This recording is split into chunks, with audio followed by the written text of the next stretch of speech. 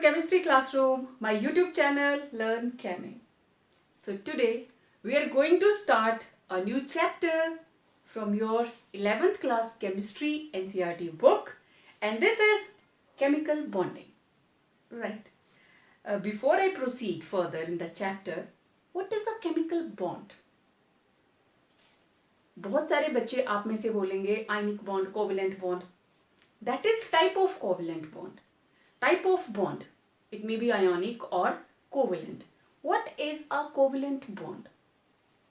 It is a type of attraction. It's a force of attraction. The attractive force which holds together the constituent particles. अब वो constituent particles कुछ भी हो सकते हैं, ion हो सकते हैं, atoms हो सकती हैं, molecules हो सकते हैं. In a chemical species. In a chemical species is known as chemical bond. Means अगर ये दो ions हैं Na positive Cl negative, they are holded together. Okay, one hydrogen, another hydrogen, they are holded together. Hydrogen molecule, they are also holded together. Right? तो यहाँ पे दो ions, यहाँ पे दो atoms और यहाँ पे दो molecules. आपको पता है आयंस के बीच में इलेक्ट्रोस्टैटिक फोर्स ऑफ अट्रैक्शन, इनके बीच में कोवेलेंट बॉन्डिंग बन रही है, और दो मॉलिक्यूल्स के बीच में कौन सी force of attraction? That is van der Waals force of attraction. इसके अलावा और भी बहुत सारी फोर्सेस ऑफ अट्रैक्शन है. I am just explaining the definition जो हमने पढ़ी, that it is the attractive force which holds together the constituent species, and that constituent species may be ion, atom और molecule in a chemical species is known as chemical bond. Okay. अब अगली बात हमारे पास आई, why do atoms combine?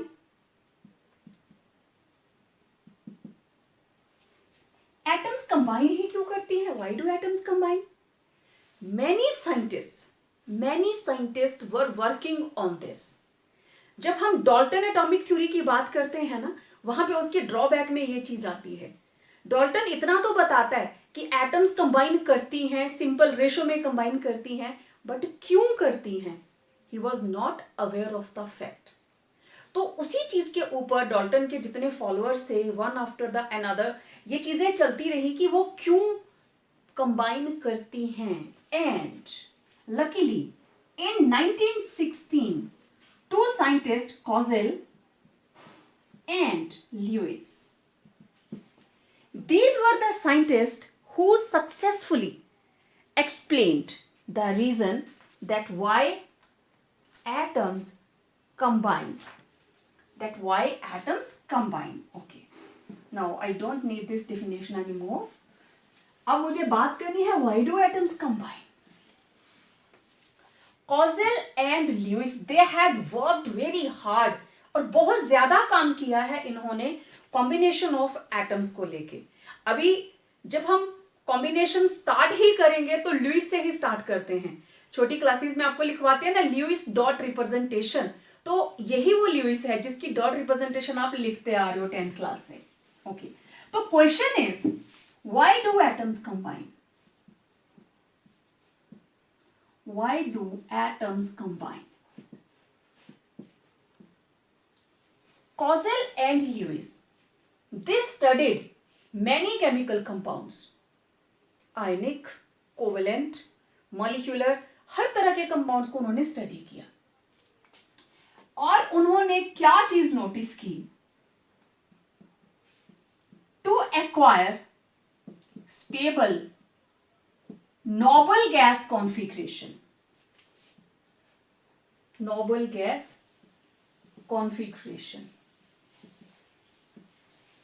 That is to complete their octet. अब इस चीज का क्या मतलब हुआ? देखिए, अगर आप पीरियोडिक टेबल के अंदर जितनी भी हमारे पास नोबल गैसेस हैं आप उनको देखें तो we are having helium, neon, argon, krypton, xenon and radon, right? So in helium we are having electronic configuration 1s2. Neon, it is 2s2 2p6. Argon 3s2 3p6. Krypton 4s2 4p6. Xenon 5s2 5p6. Radon 6s2 6p6. तो अगर आप देखें सिर्फ helium को छोड़ के it is completing its duplet. Maximum 2 electron ही ये अटेन कर सकती है अपनी आउटर मोस्ट शेल के अंदर. लेकिन अगर आप बात करें नियॉन की, it is having 8 electrons. Same configuration आपको पता है group 18, it is Nobel gas configuration with general configuration NS2 NP6. Means all the noble gases are having 8 electrons in their outermost shell. और 8 से बनता है octa. तो this is called octet rule. Means to have, octet rule क्या है? To have 8 electrons in its outermost shell of electrons. Right? This is called octet rule. Okay. अब ये noble gases हैं and Kossel found that not only Kossel, और भी जितने scientist ने chemical bonding पे काम किया है, एक चीज सभी में कॉमन है एंड दैट इज जितनी भी नोबल गैसेस हैं, noble gases have the most stable configuration, most stable electronic configuration and this configuration is fully filled. This is fully filled. जब आप लोगों ने इलेक्ट्रॉनिक कॉन्फ़िगरेशन सीखी तो आपने वहां पे यह भी सीखा कि जब फुली फिल्ड हो या फुली हाफ फिल्ड हो, दोनों ही कंडीशंस क्या होती हैं? Symmetrical. And symmetry always leads to stability. Symmetry से हमेशा स्टेबिलिटी आती है. तो noble gas configuration is the most stable. और आपको पता है हर एटम की कोशिश है पीरियोडिक टेबल के अंदर सिर्फ ग्रुप 18 को छोड़कर बाकी सारे के सारे elements they are unstable. Yes, they are unstable. They don't have stable configuration. यही रीजन है that they exist in combined state in nature. Nature के अंदर जो हमारे पास नोबल गैसेज हैं they exist independently. Independent molecular form में नहीं, दे एटॉमिक फॉर्म में एग्जिस्ट करती हैं. बाकी सारे के सारे elements other than silver, platinum, noble metals, gold, silver, right, सिर्फ ये एग्जिस्ट करती है कुछ 2-3 मेटल्स नेचर में इंडिपेंडेंट. अदरवाइज सारे के सारे एलिमेंट्स जो है दे आर अनस्टेबल. तो उनको स्टेबिलिटी के लिए क्या चाहिए? They will either lose electron और गेन इलेक्ट्रॉन और share electron just to complete their octet और ड्यूप्लेट. या तो ऑक्टेट कंप्लीट करना चाहेंगे या ड्यूप्लेट कंप्लीट करना चाहेंगे. अगर हम हाइड्रोजन की बात करें तो हाइड्रोजन के पास है 1 इलेक्ट्रॉन, दूसरी हाइड्रोजन के पास है 1 इलेक्ट्रॉन. ये दोनों आपस में कंबाइन करके बना लेते हैं हाइड्रोजन मॉलिक्यूल. अब ये दोनों ने 1-1 इलेक्ट्रॉन शेयर किया, इसके पास भी 2 इलेक्ट्रॉन और इसके पास भी 2 इलेक्ट्रॉन. तो हाइड्रोजन की कॉन्फ़िगरेशन क्या हो गई? 1s2. ठीक है, तो उसने क्या कंप्लीट कर ली? अपनी ड्यूप्लेट.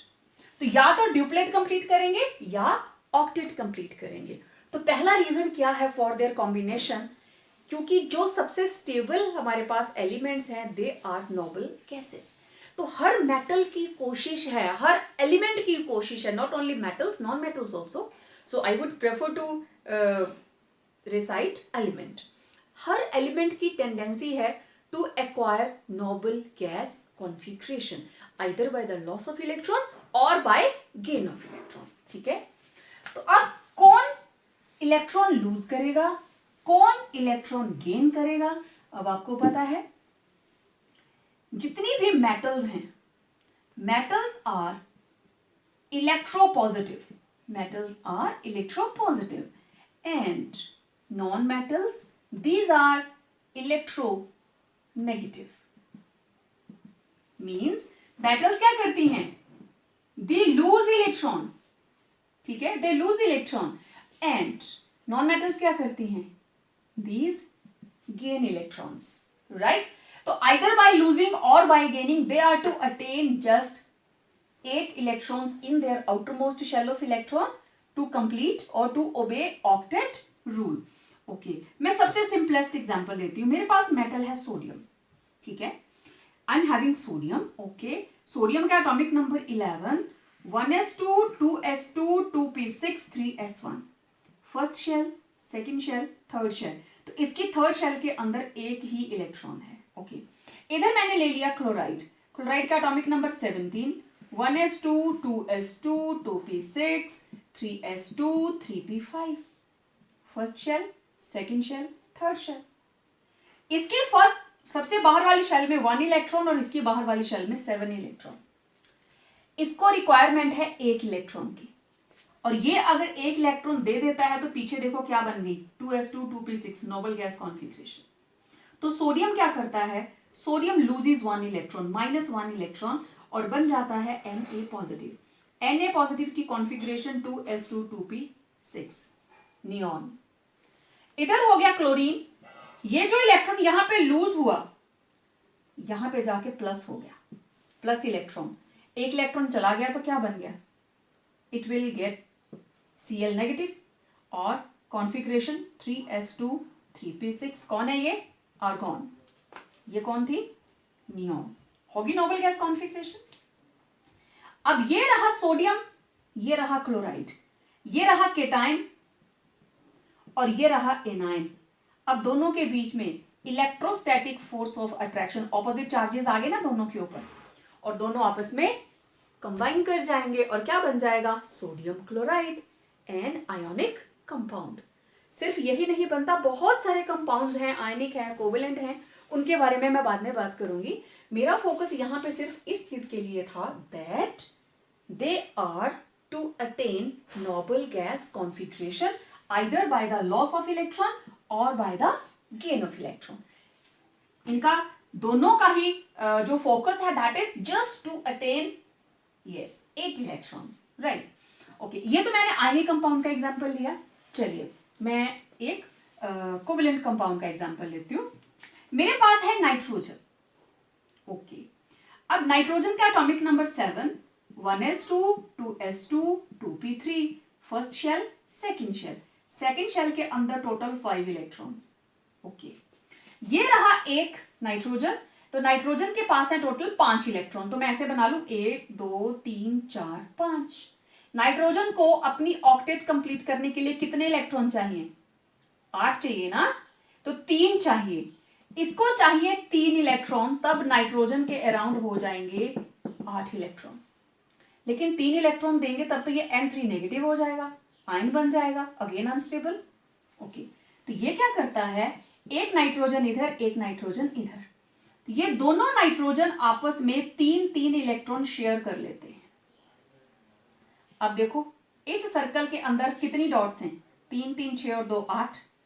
इस सर्कल के अंदर कितनी है, 3, 3, 6, 2, 8. और कॉमन एरिया में कितने आ रहे हैं, इसको क्या बोलते हैं आप, इंटरसेक्शन बोलते हो ना मैथमेटिक्स में. तो कितने आ रहे, टोटल 6. तो देखिए ये पहला पेयर सिंगल बॉन्ड, अगला पेयर, अगला पेयर. नाइट्रोजन नाइट्रोजन आपस में जुड़ गए ट्रिपल बॉन्ड के साथ. दोनों ने ही अपनी आउटर मोस्ट शेल में 8-8 इलेक्ट्रॉन कंप्लीट कर लिए. ठीक है, तो किसी भी तरीके से अगर मैं क्लोरीन की बात करूं तो क्लोरीन की आउटर मोस्ट शेल के अंदर थे 7 इलेक्ट्रॉन. ये रही दूसरी क्लोरीन. अब देखो इस सर्कल के अंदर हो गए 8, इसके अंदर भी हो गए 8. दोनों ने एक एक इलेक्ट्रॉन शेयर कर लिया.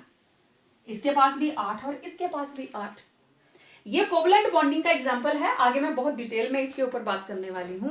मुझे सिर्फ आपको ये बताना है, चाहे वो आयनिक बॉन्ड हो, चाहे वो कोवेलेंट बॉन्ड हो, वो सिर्फ इसलिए कंबाइन करते हैं, चाहे इलेक्ट्रॉन लूज करें या गेन करें या शेयर करें, सिर्फ ऑक्टेट कंप्लीट करने के लिए. They have to obey octet rule. क्योंकि हर नोबल गैस की आउटरमोस्ट कॉन्फिगरेशन में कितने इलेक्ट्रॉन हैं, yes, NS2, NP6, total 8 electrons, right. Okay, ये तो एक बात हुई कि उनको स्टेबल नोबल गैस कॉन्फिगरेशन बनानी है, that is they have to complete their octet. Okay, अब एक और रीजन है, to acquire state of minimum energy, state of minimum energy. देखिए, नेचर के अंदर कौन सी स्टेट सबसे स्टेबल होती है, जिसकी एनर्जी सबसे कम होती है? देखो, हम लोग सबसे ज्यादा स्टेबल कब होते हैं? जब बीमार होते हैं, बेड रिडन हो जाते हैं, जब बीमार होते हैं। क्यों हम स्टेबल हो जाते हैं? क्योंकि उस कंडीशन में हमारी एनर्जी क्या होती है? बिल्कुल लो होती है। और जब हमारे अंदर बहुत एनर्जी होती है, वी आर वेरी एनर्जेटिक, है ना। जब हम ग्लूकोज खा लेते हैं फिर तो भागते हैं, ठीक है ना। तो जब हम एनर्जेटिक फेज में हैं, हमारे अंदर बहुत एनर्जी है, then we are in excited state. तो सबसे लोएस्ट एनर्जी की जो स्टेट है, that is the state of maximum stability. State of minimum energy is the state of maximum stability, ठीक है। मतलब minimum energy means maximum stability. तो atoms की कोशिश क्या होती है कि वो कंबाइन करें और उनकी एनर्जी लो हो जाए। लो कैसे होगी? देखो बेटा, चाहे आयनिक बॉन्ड हो, चाहे कोवेलेंट बॉन्ड हो, जब कभी बॉन्ड की फॉर्मेशन होती है, there is loss of energy. जब भी बॉन्ड्स की फॉर्मेशन होती है, हमेशा एनर्जी का लॉस होता है। मतलब ये ए कंपोनेंट, ये बी कंपोनेंट, दोनों आपस में जुड़े और बन गया ए बी, तो डेल्टा एच होगा नेगेटिव, एनर्जी बाहर जाएगी, प्रोसेस विल बी एक्सोथर्मिक। लेकिन अगर इस बॉन्ड को मुझे तोड़ना है, I have to supply energy. किसी भी बॉन्ड को तोड़ने के लिए एनर्जी हमें लगानी पड़ती है, ठीक है। जिस टाइम कहीं पे कंस्ट्रक्शन का काम चल रहा है और दीवारों पे जब सीमेंट कर दिया जाता है, प्लास्टर कर दिया जाता है, तो आप सुबह तराई करते हो ना, उसकी पानी देते हो, तो आपको साउंड सुनाई देती है। तो जितनी उसकी तराई करेंगे, जितनी उसमें से एनर्जी बाहर निकलेगी, सीमेंट की स्ट्रेंथ, बॉन्डिंग उतनी ही ज्यादा होगी, ठीक है। बॉन्डिंग बनेगी उतनी ही ज्यादा होगी। अच्छा, एक और मैं आपको सिंपल सा एग्जांपल देती हूं। आपको पता है calcium oxide, calcium oxide, this is quicklime, है ना, दिस इज क्विकलाइन, चूना जिसको बोल देते हैं। हमने इसमें वाटर ऐड किया। कभी देखा है किसी ने जहां पे पेंट करने वाले लगे होते हैं, चूना लगाते हैं, पानी में घोलते हैं पहले, है ना। कभी भी वो प्लास्टिक की बाल्टी यूज नहीं करते हैं, लोहे की बाल्टी लेते हैं। जैसे ही ये पानी इसमें ऐड होता है, उसमें बॉइलिंग स्टार्ट हो जाती है, इतनी ज्यादा एनर्जी बाहर निकलती है दैट इट स्टार्ट्स बॉइलिंग। क्यों? अब आगे बना CaOH ट्वाइस, कैल्शियम हाइड्रोक्साइड, ठीक है। तो यहां कैल्शियम के ऊपर है 2 पॉजिटिव चार्ज और उसके साथ लग जाते हैं 2 OH नेगेटिव। यहां पे था simple calcium oxide, single bond, यहां पे हो गए कैल्शियम के साथ 2 OH नेगेटिव लगे हैं, ठीक है। तो बॉन्डिंग डबल हो गई, इधर एनर्जी बाहर जाएगी। अब ये बन गया स्लेक्ड लाइन, बिना बुझा हुआ चूना, बुझा हुआ चूना। अब इसके अंदर जितनी, बुझ कैसे गया? क्योंकि उसके अंदर जितनी भी हीट थी वो तो सारी की सारी निकल गई। तो मेरा कहने का मतलब, whenever there is a bond formation, there is always loss of energy, ठीक है। अब मैं एक एग्जांपल आपको लेके बताती हूँ। नो डाउट इस एग्जांपल को हमने आगे भी करना है, जस्ट आपको थोड़ा सा ये कंसेप्ट अच्छे से समझ आ जाए उसके लिए। देखिए, ये मेरे पास है सोडियम, इधर है मेरे पास chlorine, atomic number 11, atomic number 17, ठीक है। अब मैं इसकी जर्नल जो हम पहले वाली 10th में लिखते थे ना 281, और इसकी है 287, यही है ना कॉन्फिगरेशन, ओके। देखिए, जब हमने सोडियम में से इलेक्ट्रॉन हटाना है, तो पहले इसको क्या करना पड़ेगा, सॉलिड से गैसियस स्टेट में लेके गए, सोडियम गैसियस, तो यहां पे लगी सब्लिमेशन, इसको सबलाइन किया। फिर इसमें से हमने इलेक्ट्रॉन निकाला, कौन सी एनर्जी लगी? Ionisation enthalpy. ये भी हमने लगाई, ये भी हमने लगाई, और ये बन गया Na positive gaseous cation. Okay, ये थी क्लोरीन। ठीक है, चलो मैं इसको यहीं से टेकअप करती हूं। गैसियस फॉर्म, इसने एक इलेक्ट्रॉन एक्सेप्ट किया, तो यहां पे क्या निकला? Electron gain enthalpy. और आपको पता है ये एनर्जी नेगेटिव होगी, और ये क्या बन जाएगा? Cl negative. ठीक है, अब ये केटाइन और ये एनाइन। ठीक है, जब ये दोनों आपस में जुड़ेंगे, केटाइन और A9, through electrostatic force of attraction, ये आपस में जुड़े, तो ये बन गया NaCl। और जब NaCl बना तो इसमें से बाहर निकली लैटिस एनर्जी। केटाइन और एनाइन जब दोनों इतनी अट्रैक्शन के साथ एक दूसरे की तरफ आएंगे, because they are oppositely charge, बहुत स्ट्रॉन्ग अट्रैक्शन होगी, तो जो एनर्जी बाहर जाएगी that is called lattice energy, उसको बोलते हैं लैटिस एनर्जी। अब ये एनर्जी जितनी ज्यादा बाहर जाएगी, ये कंपाउंड उतना ही ज्यादा स्टेबल होगा। एंड टेबल सॉल्ट, नमक, this is the best example. अब आप देखो, आप पानी में नमक घोल दीजिए, उसको बॉईल करना स्टार्ट कर दो, सारा पानी उड़ जाएगा, नीचे नमक रह जाएगा, सोडियम क्लोराइड नीचे रह जाएगा। फिर उसको गर्म करते जाओ, वो मेल्ट नहीं करेगा, इतना ज्यादा स्टेबल होता है। केटाइन और एनाइन की फोर्स ऑफ अट्रैक्शन इतनी ज्यादा स्टेबल है उसके अंदर। अब जितनी एनर्जी बाहर जाएगी, अब उसको तोड़ना है ना, तो उतनी एनर्जी आप लगाएंगे तभी बॉन्ड टूटेगा। तो लैटिस एनर्जी हम इसको कैसे डिफाइन करते हैं? This is amount of energy released when two oppositely charged ions combine। दो ऑपोजिटली चार्ज्ड आयन जब कंबाइन करते हैं तो जो अमाउंट ऑफ एनर्जी रिलीज होता है that is called lattice energy. और amount of energy required to break a compound, a ionic compound, into its constituent ions। तो ये दोनों ही डेफिनेशंस किसकी हैं? लैटिस एनर्जी की। दोनों ही किसकी डेफिनेशन है? लैटिस एनर्जी की। इनके जुड़ने पर बाहर निकलने वाली energy that is lattice energy. इसको वापस आयंस में तोड़ने के लिए जो एनर्जी लगेगी वो भी क्या रहेगी? Lattice energy. तो आपने देखा, जब भी एटम्स कंबाइन करती हैं there is loss of energy, energy बाहर जाती है। चाहे कोवलेंट बॉन्ड बने, चाहे आयोनिक बॉन्ड बने, एनर्जी हमेशा रिलीज ही होगी।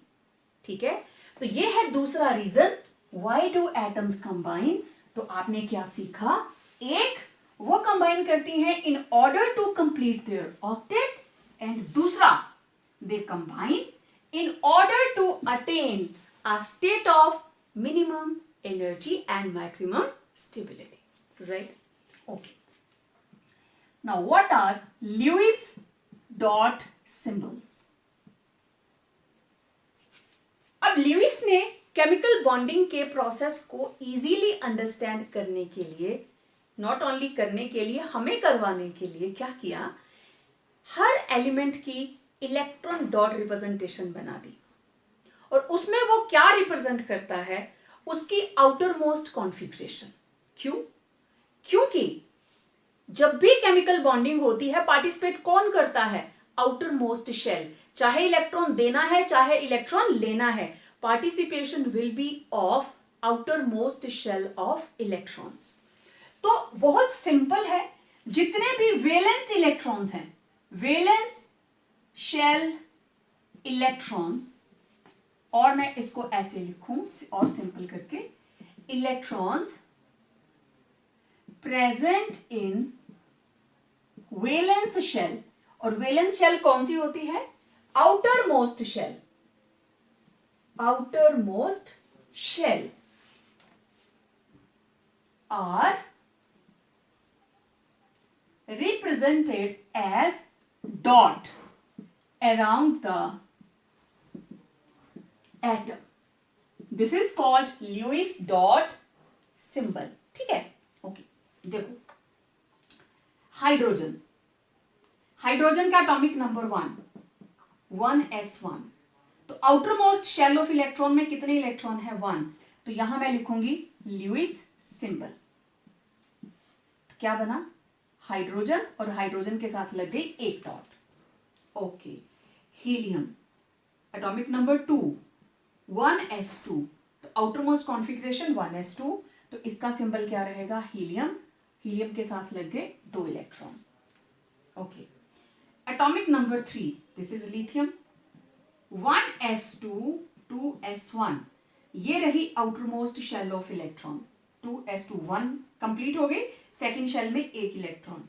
तो लिथियम हम कैसे रिप्रेजेंट करेंगे, लिथियम के साथ लग गया एक electron. Okay atomic number 4 beryllium atomic number 4 1s2 2s2। तो आउटर मोस्ट शेल में कितने इलेक्ट्रॉन्स आ गए 2। तो हम बेरिलियम को कैसे शो करेंगे 1 2। Okay atomic number 5 1s2 2s2 2p1।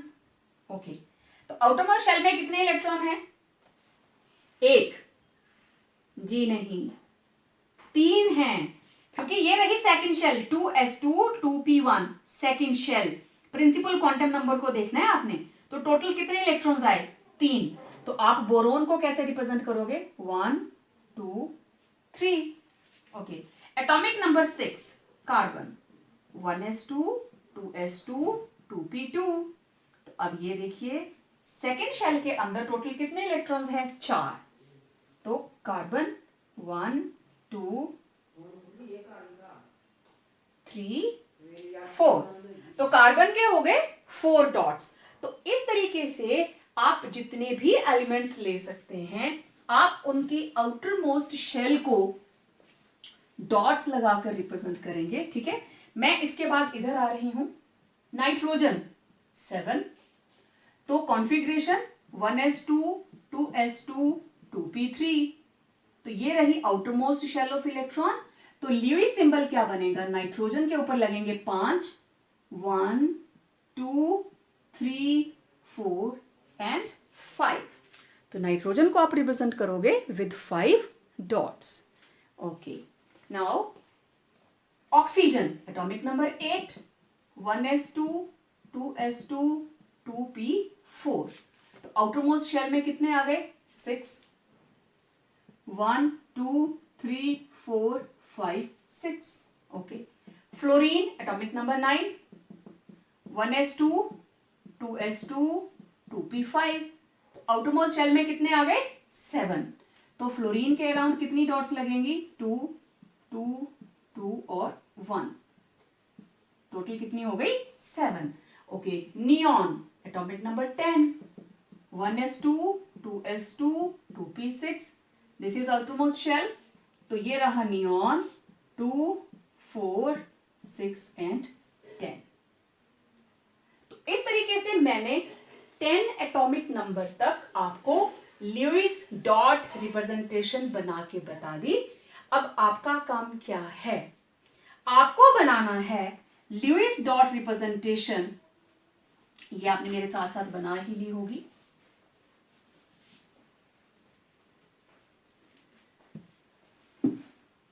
Sodium, sodium का एटॉमिक नंबर है 11 1s2 2s2 2p6 3s1। मैं नहीं बताऊंगी उसका ल्यूइस सिंबल क्या होगा, ये आपको लिखना है। Sodium magnesium atomic number 12 1s2 2s2 2p6 3s2। ठीक है, और इसके बाद आपने बनाना है potassium atomic number 19 calcium atomic number 20 chlorine atomic number 27 then sulphur atomic number 16 phosphorus atomic number 15। बहुत हैं इतने 1 2 3 4 5 6 7। ओके कुछ और लिखूं, फास्फोरस हो गया, सिलिकॉन तो ये आ जाएगा एटॉमिक नंबर 14। ठीक है, इसके बाद आपने लिखना है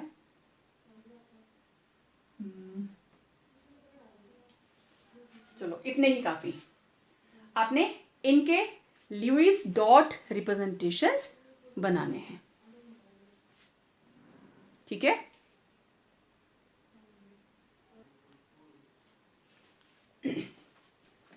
ओके तो ये हमने एटम्स के ल्यूइस डॉट रिप्रेजेंटेशंस बना लिए। ओके, अब देखो बेटा,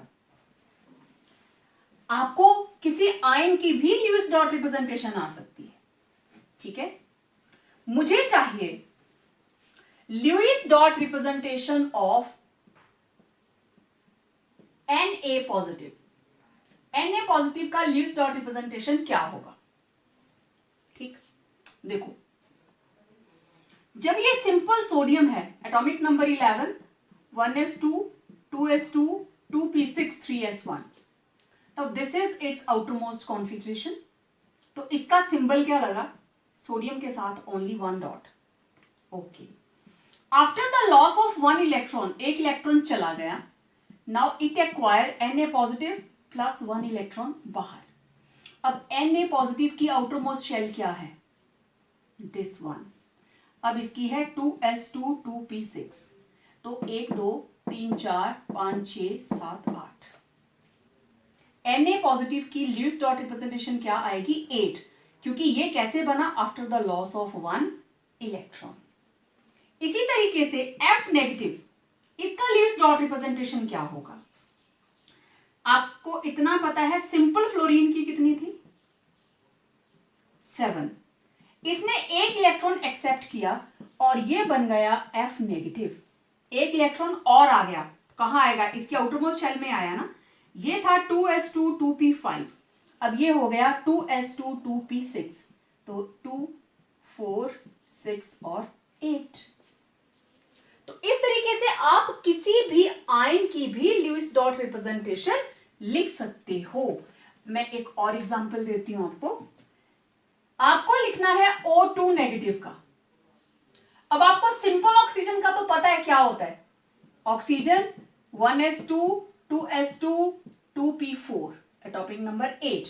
तो आउटरमोस्ट शेल में है टोटल 6 इलेक्ट्रॉन्स। Okay, 1 2 3 4 5 and 6। ये आए इधर से दो और इलेक्ट्रॉन, 2 नेगेटिव का मतलब 2 इलेक्ट्रॉन इसने गेन किए, तो ये बन जाएगा O2 नेगेटिव। लेकिन अब टोटल इलेक्ट्रॉन्स कितने हो गए?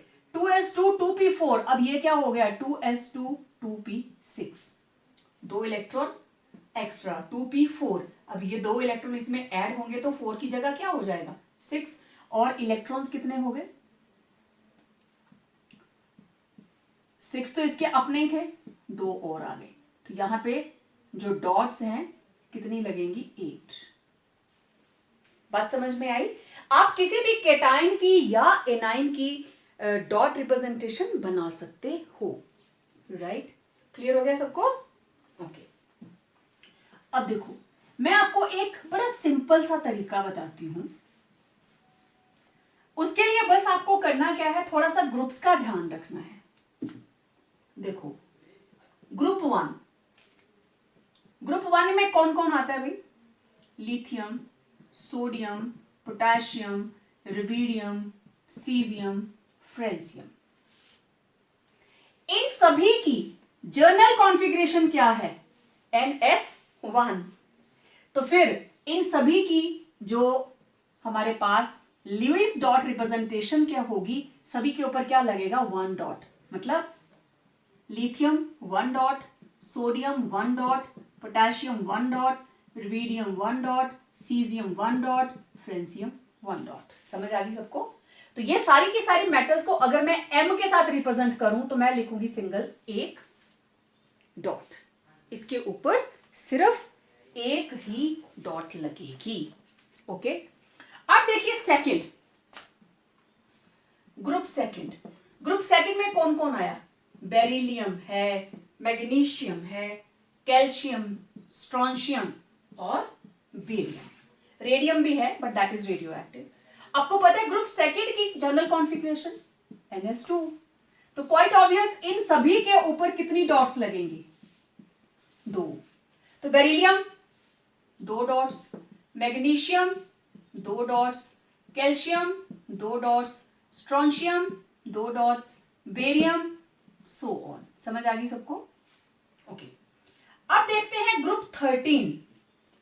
ग्रुप 13 के अंदर है हमारे पास boron, aluminium, gallium, indium, thallium. ठीक है, सभी के पास टोटल इलेक्ट्रॉन है इधर 3, राइट?